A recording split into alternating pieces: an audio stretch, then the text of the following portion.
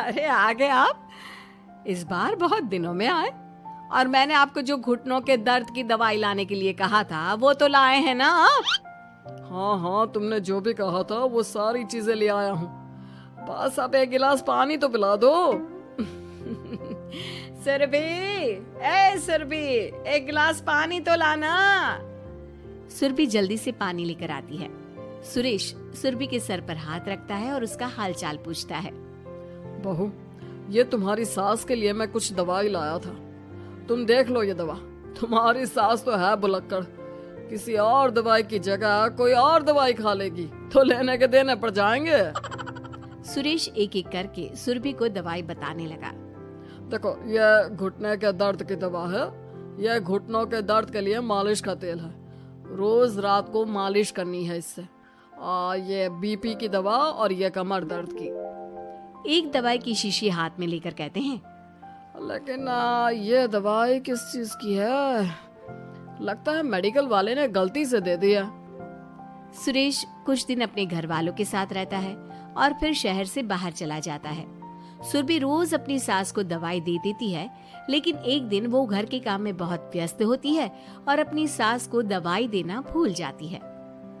लगता है सुरभि को आज बहुत ज्यादा काम है। चलो कोई बात नहीं, मैं खुद ही दवा ले लेती हूँ। अरे वाह, ये दवाई तो बहुत स्वादिष्ट है, थोड़ी सी और पी लेती हूँ। इस तरह कुसुम थोड़ी थोड़ी करके हंसते वाली दवाई की पूरी बोतल ही पी लेती है। माँ जी, आज मेरे मायके वाले आ रहे हैं, भैया का फोन आया था। क्या कहा, मायके वाले? अरे तो तू यहाँ क्यों खड़ी है? खाने में कुछ अच्छा सा बना ले। माँ जी, आप इतना हंस क्यों रही हो? आप मेरे मायके वालों का मजाक तो नहीं बना रही हो ना? नहीं नहीं नहीं, मैं कहाँ मजाक बना रही हूँ।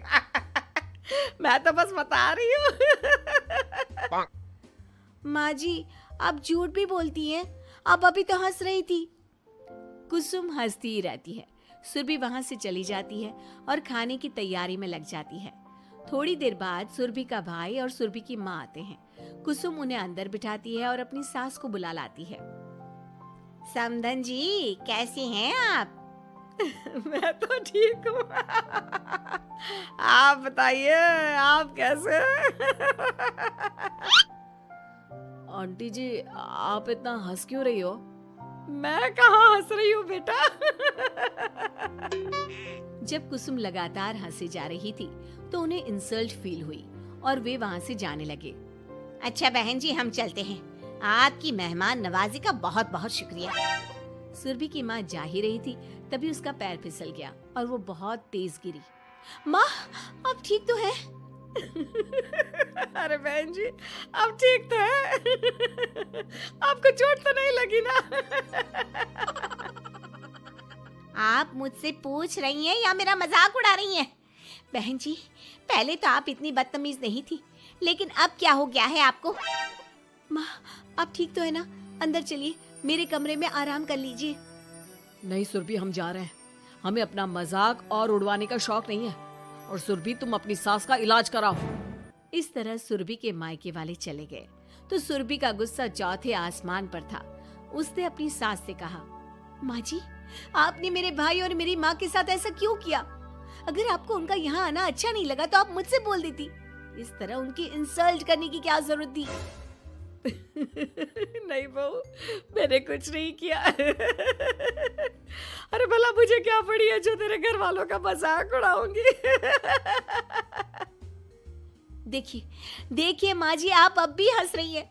आपसे तो बात करना ही बेकार है। सुरभि वहां से चली जाती है।